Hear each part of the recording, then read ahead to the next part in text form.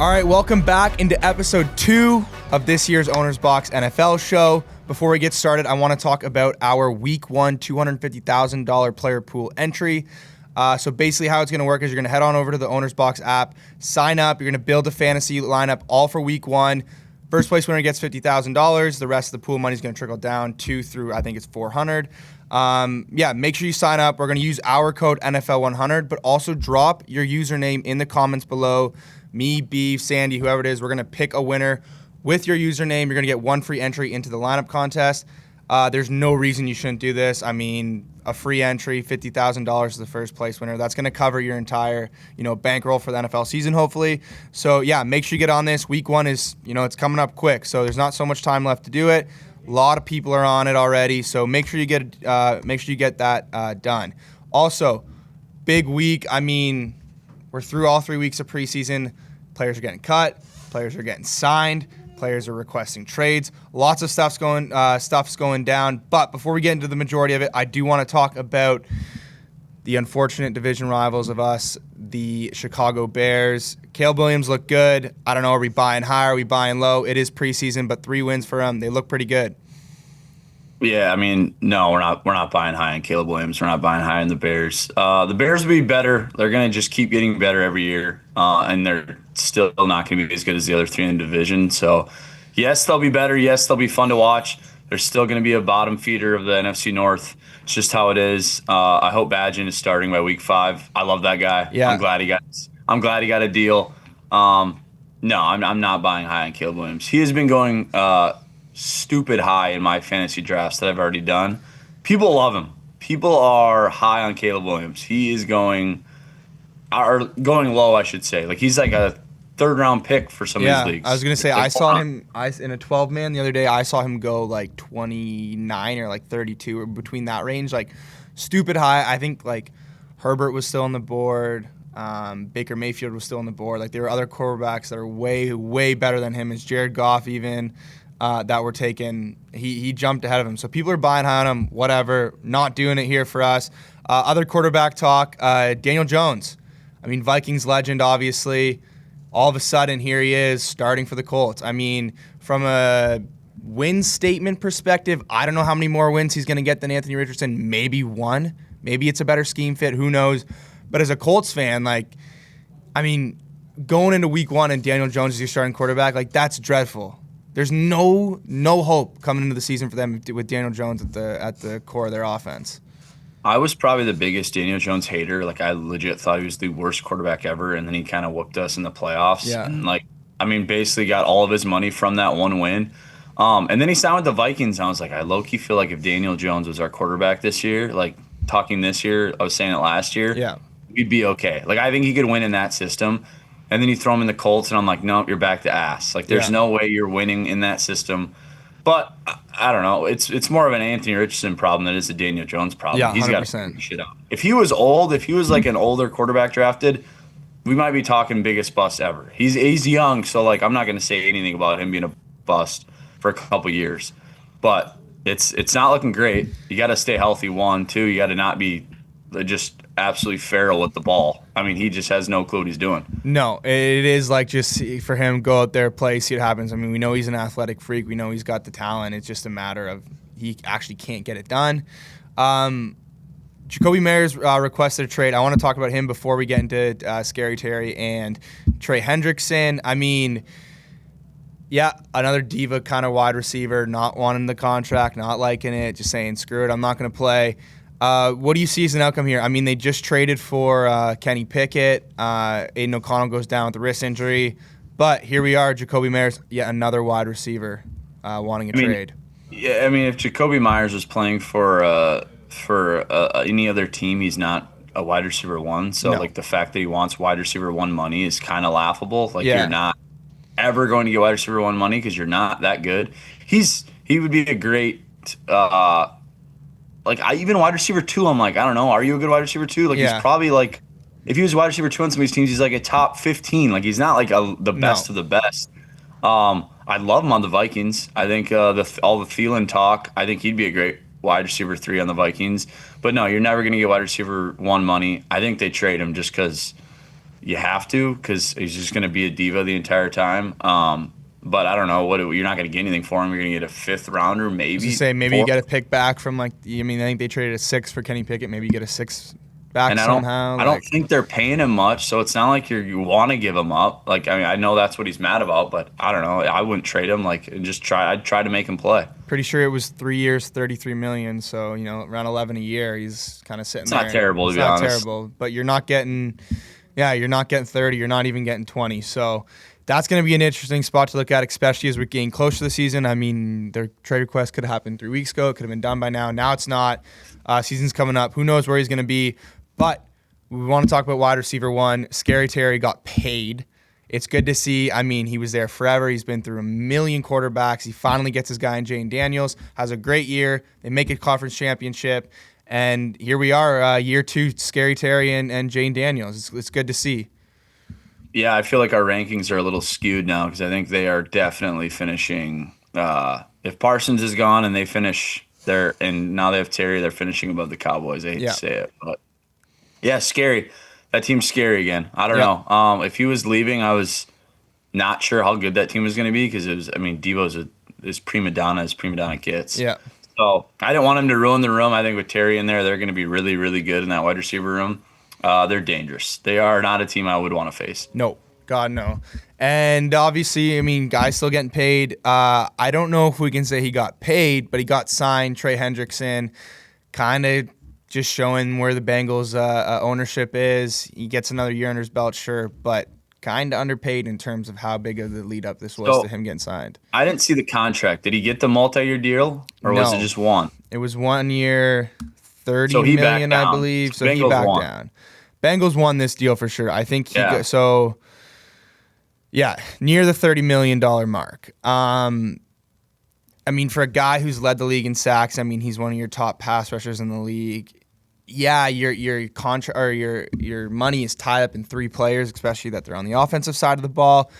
But this is a guy who, I mean, we've been talking about his contract for what it seems like over a year now, kind of working into an extension. I mean, it's been the talk all offseason, and now it's kind of fizzled out to the point where it's very anticlimactic. I mean, the Bengals, it's good for them. For Trey Hendrickson, I feel like the message he was trying to push in terms of wanting years, wanting money, I think they were talking about that it was the signing bonus or the guaranteed money. It doesn't feel like a thing now. So, yeah, interesting to see. I mean, good for Bengals that he got signed, but not really as big of a deal as we thought it was going to be. No, pretty lackluster deal after all that talking that they were doing, but good for them. The Bengals needed that to be relevant this year. Feel bad for Trey Hendrickson, not what he wanted probably or what he deserved, but yeah, that's what happens sometimes when you're on the defensive line. You're not getting what you deserve. No. And then, finally wrapping up with defensive talk. I mean, Micah Parsons here still hasn't been traded. It's kind of sounding like it's in a standstill in terms of what they want. I mean, we've talked about the Packers. We've talked about those kind of high market teams where it looks like he's going to go. He does sound right. He does kind of fit the mold of being a Packer. If that's where he was going to get traded, it's kind of what it looks like. But just horrible situation for the Cowboys. I mean, it couldn't get any worse. They've had for a team that's kind of coming back, Dak's going to be healthy. You pick up Pickens. You got CeeDee Lamb already. The run game's kind of invisible, but that's okay. They're fighting in practice. Nothing's working, and now your star player wants out. It's kind of a shit situation, but here we are. Yeah, it's the most Cowboys thing ever. I think Jerry Jones is probably going to milk another week out of this before he just nuts up and gets a deal done. I don't know what you're going to do. I don't know how you trade Micah Parsons because you're just going to get fucked no matter how you do it. You're going to get a couple mid to late round picks for him. I mean, really you are. That's just how it is. I know he's worth probably a first, first and a third or something. They'll probably get a second and then a fourth if we're being realistic. So you're just getting nothing for him. I don't see the reason in trading him. I'd let him rot, to be honest. Let him rot until he decides to play because Micah Parsons is going to decide to play. Yeah, he doesn't want to be off that field for too long. I mean, he's been pawing around, pacing around camp, and here we are coming in. I mean, preseason's over. He's not signed. He's not traded. We'll see where it goes. But to get into the rankings here, we're short on time a little bit, but NFC South, interesting division. I mean, it can feel like it's very top heavy. It feels like it's obviously very bottom heavy as well. We both got the same 4 teams, I'm sure. Worst team in the league. Not really much of a conversation there in the Saints. I don't think that is an argument. But if you want to step into your third team here. Yeah, I have the Bucks, which not a lot of people have. I think some people have that as their division winner. I have the Bucks as 3. Just a lot of question marks. Too many injuries. If that wide receiver room is healthy, I think it's one of the best ones in the league. I think Emeka Ibuka is going to be great for them with Evans and Godwin. But like I said, a lot of them are hurt. A lot of them are banged up. I just don't like how they. I think Bucky Irving's a stud. I couldn't stand watching them treat how they treated him last year. Yeah. I mean, people are going to say they didn't, but like he would get 20 carries a game and then it'd be 4 carries, and then I mean, it was just so annoying to watch as a fantasy guy, as a bettor, I mean, Buck Irving he's a RB1 and he should be RB1. Hopefully this year he gets treated like it, but I'm just not on the Bucks this year. It's more of I'm really high on the Falcons and the Panthers. The Bucks will be fine. They'll be a 500 team. But they're finishing 3rd in that division. Yeah, I think this division is going to surprise a lot of people. I have the Panthers at 3rd. I like them. I just don't know if their kind of experience is there. I mean, you have Adam Thielen. I guess that kind of beefs up the receiver room in terms of experience. But, I mean, I'm high on Teddy McMillan. Bryce Young, I think, is going to be a big candidate for a bounce-back year in terms of growth. I just don't see their experience there yet. I mean, this is a team probably wins 6, 7, maybe 8 games, but I just don't see them being better than the Falcons or the Bucks. Yeah, I mean, it's hard to argue that. I don't know. I'm just kind of taking a leap with this one, but I have Panthers at number 2, so I'm kind of with you. I'm high on them. I don't know if you can win comeback player of the year from being ass. Yeah. Sam Darnold almost did.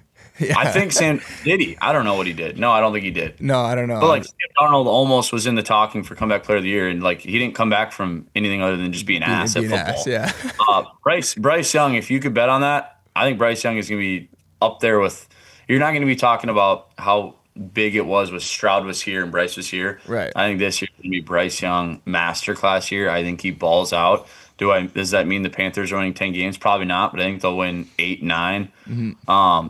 Bryce Young's going to have a hell of a year. I just need everyone around him to do just as good. McMillan's going to be a stud.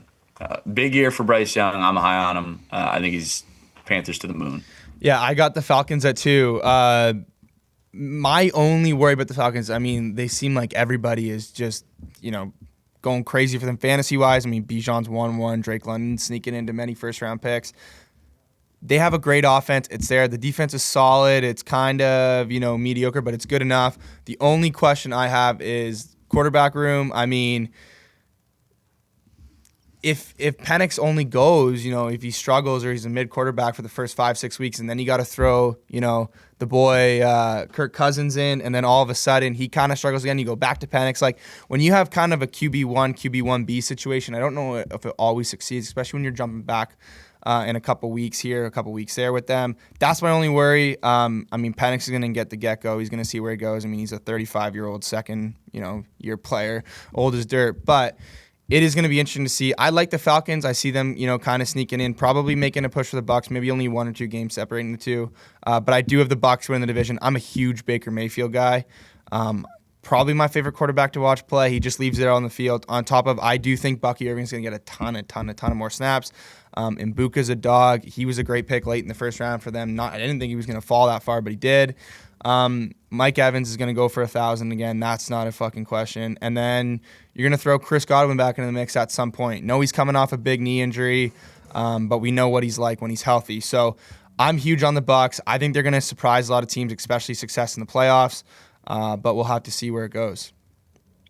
Yeah, I can't hate it. I obviously disagree with you because I'm big on the Falcons. They're my number 1 team. I think this offense is going to be lethal. I think, though, we are jumping the gun on Penix. A lot of people are like, Penix is this stud. I'm like, I think he's good. I think he's going to be good. I haven't seen, like, this stud, franchise quarterback they're pegging him as, but I think the Falcons at least went about it the right way. They got their guy with Penix, even though they signed Kirk to all this money. They went with Penix last year. They're going to go with Penix, I think, until the wheels fall off this year. Love Kirk. Don't think we're going to see Kirk this year unless it's for playing for someone else. I think they have the number 1 running back in the league. I think Bijan Robinson is just a treat to watch. Dude's just fun to watch.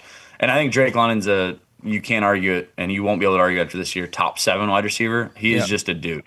And it's the year of Kyle Pitts. I know I've said it every year for the last 4 years. It's the year of Kyle Pitts. Yeah, everyone's jumping on him. Yeah. We just need the defense to hold up, and I think the Falcons win that division. Yeah, I mean, Kyle Pitts, first rounder, hopefully, for most guys in the fantasy loop. But either way, that's the NFC South. I think that division surprises a lot of people. I mean, it's been very mediocre the last, few years since Brady left that division.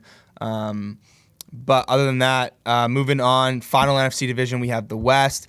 This is a division we've been talking about a bit here in terms of schedule-wise. It feels like each team has a very easy schedule, but you can kind of slot each team in each, position standing-wise. I have the Seahawks dead last. I don't think they're very good. Their defense is meh. Their offensive line is the worst in the game. You've signed Sam Darnold. We know, he holds onto the ball a long time. He doesn't like to get rid of it. He's not obviously a good runner. I think he probably gets sacked the most in the league this year. That's probably not a question. Bring in a Washington, Cooper Kupp. JSN's a good receiver, but can he be like a legitimate number one with a good quarterback? I think he can, but he's also a slot guy moving out wide. We'll have to see how that works out. But yeah, I got the Seahawks dead last.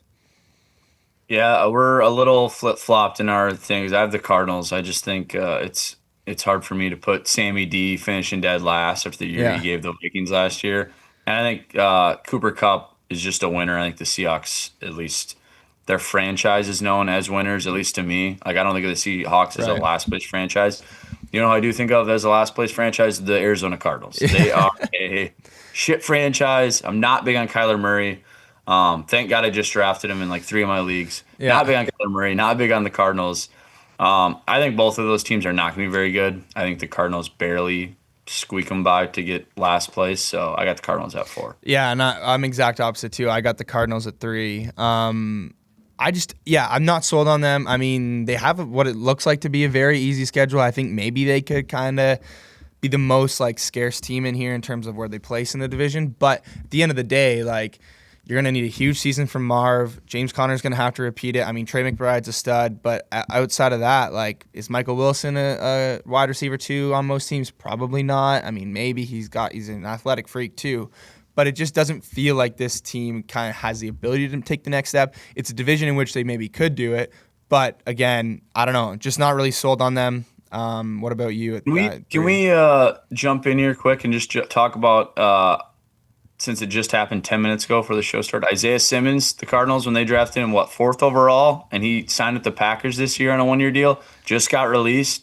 I mean, it's hard to be that big of a bust this early, but Isaiah Simmons that is looking like one of the worst picks ever. When they drafted him, I'm like, this guy's a freak. Plays safety, linebacker, DN, whatever, and he's getting cut already by the Packers. I mean, you can't beat out the third stringers as a former 4th overall pick. It's sad. It's the Cardinals have had some bad draft picks. Yeah, that's a tough one for sure. I mean, he's listed as he's got like 5 different positions on his. It's hard to suck at all page. 5 positions, but shout out Isaiah Simmons for sucking at all 5 positions. Yeah, that's right. Yeah. So you got Seahawks at 3rd in the division, so kind of flip-flop there. 2nd in the division, I have the 49ers. The only reason this kind of scares me is injury-wise, drama-wise. Ricky Pearsall, as much as I like him and he's a first-round talent, I just don't know if he's ready to be, a wide receiver 1 if Juwan Jennings and, Ayuk kind of continue their little shit face, whatever they want to call it. I mean, he was shot a year ago, Ricky Pearsall. I don't know. If your wide receiver 1 got shot within a year, I'm out. I'm out on your team. Yeah, he literally just got fucking shot. Yeah, you're gonna need monster years from. I mean, Kittle's obviously a dog. I mean, probably outside of him and Bowers, he's right up there. You're gonna need a massive year from McCaffrey, but more so, you're gonna need a healthy year from McCaffrey. And that's the thing that worries me. I mean, I like Purdy. I don't love Purdy. Kind of showed he was okay with like a mediocre offense. Obviously, he's good with the good offense, as most quarterbacks are. But interesting to see there. I really like the Rams this year as well. Yeah, I'm on the 49ers in my 2 spot too. Like I said before, if your wide receiver 1 can't defend himself in a robbery, then I'm out on you. I know Justin Jefferson probably would not get shot in that situation, but shout out to Ricky Pearsall for surviving and coming back. But that's wide receiver 3 at best after getting shot. Yeah. So, yeah, I don't know. Brock Purdy, I'm kind of with you. I don't know about him. I think I think he's pretty good. I think he gets a lot more hate than he deserves, Yeah, but I also definitely. think he's really overrated. So it's tough. I see both sides. I think that defense is still going to do good things as long as Yeah. Fred Warner's wearing 49ers uniform. But yeah, the more we talk about the Rams, the more I'm in on the Rams. I think this could be like just another random year where the Rams are just really fucking good. And we're like, oh yeah, the Rams are good, and then they win a random Super Bowl without anyone noticing. Yeah, I mean, obviously, like you have your dogs offensive wise, like Puka Nacua is sick. You have Kyron Williams. His workload, I think, was the most out of any running back last year. So in that terms of it, like it's interesting. Stafford, I mean, everyone's talking. He's hurt. He's freaking AI, whatever you want to call it. Doesn't matter. He's going to come back. Guy will play unconscious if he wants to. It feels like this is the year where they have the least amount of expectation as well. Yeah. People are really hating on Puka right now. I've seen in fantasy. I mean, I've seen him go as high as like 6-7, but I've also seen him go, down into the, 10, 11, 12 range. So it's weird. I'm high on those guys, especially in this division. I think they can do a lot of damage. Are you aura farming today? You said 6-7, I did like say 12 6-7. times, and it's Yeah. like my hands under the screen are just doing this. I'm like, God damn, like I'm pushing 30. I can't be doing you can't be doing that. Yeah, maybe I can still fit in the range of using those yeah, memes yes. or whatever. Yeah, I'm with you on the Rams. I think Stafford with Devontae Adams and Puka Nacua is gonna look stupid, and that defense I got to see it last year against my Vikings. Yeah. Defense is fucking unreal. Yeah, that playoff and game. And McVay can coach better than anyone. So I'm in on the Rams. I think it's gonna be another Rams double-digit win season, and we'll probably see them close to, if not in the NFC Championship. Yeah, so that's going to round out our division rankings for the NFC. Obviously, the season's coming up soon, so we're going to get you the AFC real quick. But before we close off this episode, we're going to we're going to take part in the fantasy event. It's a $250,000 prize pool, as I mentioned earlier. Make sure you guys get in on it. It's all for week one. You can do the lineup now. You can do it the day before it starts. It doesn't matter. Just make sure you get in on it. $50,000 first place prize. Huge importance. It's going to cover your NFL season in terms of bankroll. Make sure you use the code NFL100. Probably be on the screen somewhere here. It's going to be in the link as well. And drop your username in the comments because we're going to pick one of you guys to get one free entry. Some people have hundreds of entries already, so it's important to get this done. But we're going to send it on over to the event. All right, here we are on the OwnersBox website. Let me restart that. All right, here we are on the OwnersBox app. Here is the live week one contest. This is how it works. Basically, you're going to come in here, press enter now. It's going to take you to this screen here. You can see how all the details work. You can also see the people that you're going to be competing against. As you see, there's loads of entries already. So make sure you guys get in there. Use the code. Put your username in the comments below. We'll pick you for a free entry.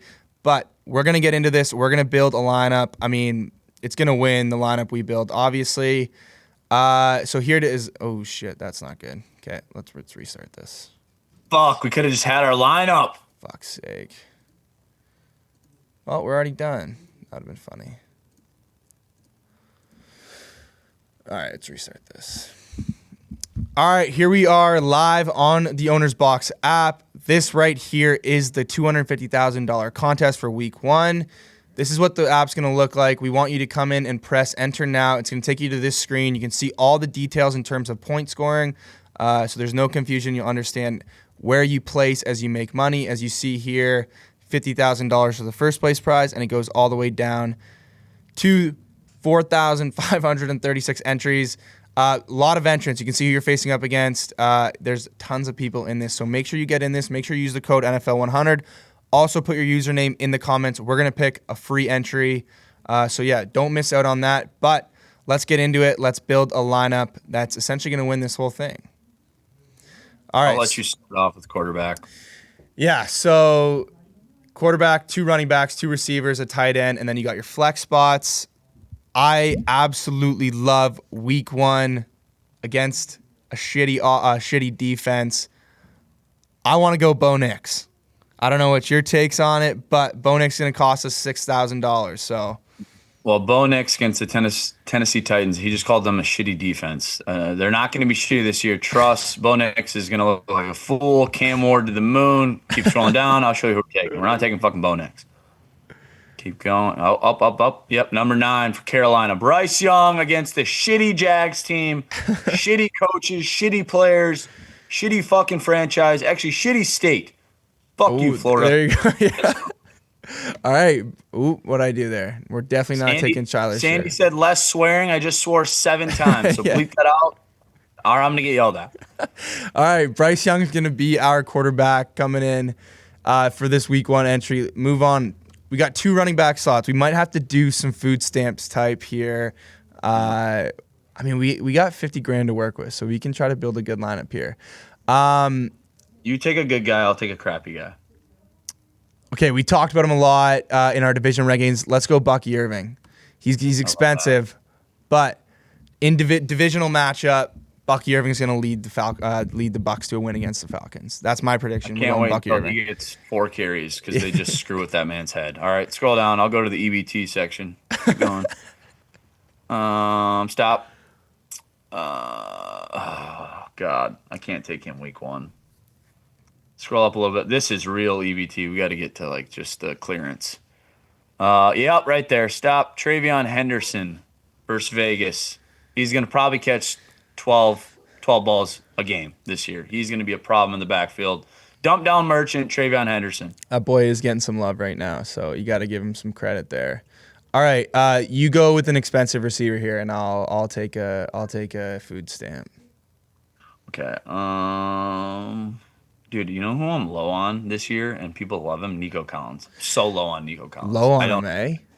It could be the fact that he has 1 leg to work with, and I still think that's going to cost him, but I don't know. Can I go Malik Neighbors? Because he's going to have a day with whoever's throwing him the ball. Give me Malik Neighbors. All right, there we go. You're going to have to really go food stamp. You're about to have to take Henry Ruggs for your wide receiver. But yeah, we got 5 spots. We have 26,000 to work with. We're an okay rate here. Jacoby Myers is cheap. He doesn't have a team, but he's cheap. Ooh, I don't want to go. I would go Mbuka, but I don't want to take 2 box players. I don't even know if you can. We're getting the nitty gritty. This is nitty gritty. I took Cedric Tillman in one of mine. That was an awful pick. Oh, come on. Going any lower, we're gonna get to practice. I was gonna say, yeah, we are on practice squad here. Let's go with. Ooh. A little 2-piece with McMillan. Yeah, let's do that. Let's go Teddy McMillan here. We're gonna get some high offense here from the Carolina Panthers. Ted is winning Rookie of the Year. You can lock that in now if you want some free cash. So let's go Teddy here for our wide receiver 2 spot. We got 21,000 to work with 4 spots. Average remaining 5,000. How much is Hawkinson worth? Because I'll get real horny if we get him for a good deal. Oh my God, he's way down there. Whoa, they forget he was even on the team here. Where is he? I must have passed him. Come on, man. What the fuck? Let's search him up. I don't actually have a keyboard on me. Where is he here? Okay, he's not this.